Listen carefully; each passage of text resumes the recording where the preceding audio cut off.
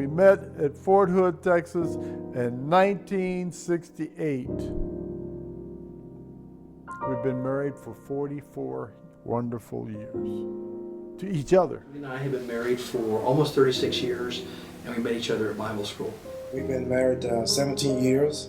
Just celebrated our 17th year anniversary on the 17th of February of this year.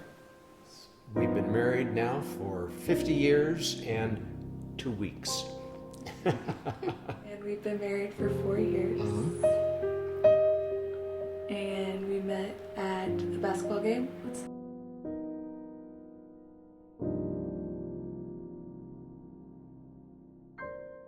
I was single, prayed and asked God to give me a husband that loved me for me and loved my children as his own children and would take care of us, and that has happened.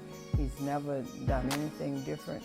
He's been a provider, and I've worked also alongside of him, but he is not whether it's a short engagement or a long engagement, although I do think probably, like my mama says, she's 93, she says, what you see isn't always what you get, and I think there's a lot of deception in our society.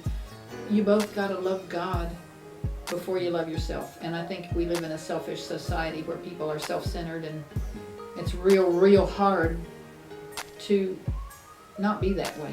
He had asked me out 3 times before I actually said yes, and the reason I wasn't trying to put him off or anything, but as a single woman, I wasn't sitting around. Although I had prayed and asked the Lord for a husband, I wasn't sitting around twiddling my thumbs waiting for that husband.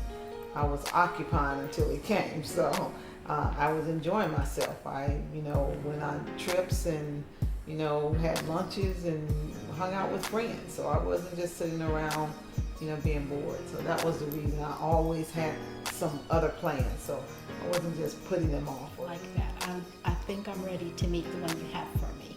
And I believe that God puts that prayer in your heart, so that then when you do meet the one that he has for you, you're already ready to receive that answer. Because I've always watched my parents, I've watched them fight through everything for the past 27 years. I've watched my dad leave and wonder, is he coming back tonight? Is he not? I've watched my mom cry, but them always be close and come back together and just work through it all. So I don't see anything unnatural about marriage. Nowadays, it seems that marriage is unnatural and being single is natural. Well, I don't think that's the natural way of things. So, to me, marriage and the decisions I have to make for marriage was normal. And The sacrifice and the compromises that you make for the children and stuff, to me, all that was normal. I'm not doing anything that my dad didn't do. The Lord is holding him accountable for the spiritual life of the family. And if he goes into marriage without that foundation, he's attempting to build a marriage without a foundation. And a house without a foundation is always going to be a disaster. Put away your own selfish agenda. Many people are selfish, they become prideful, they don't want to forgive. Maybe the spouse has done something that they just feel is unforgivable. But you gotta forgive, because if you forgive, you can have a fresh start. God tells us that if we don't forgive, He will not forgive us. And a lot of people are walking around with unforgiveness in their heart toward their spouse. They're wondering why they can't, be overcome. And I don't remember it at all. I think it ended before I was 3, I think.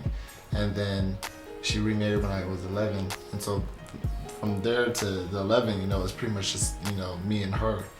And then when she remarried, I didn't get along with my stepfather, and we had our good moments here and there, but we just never really got along.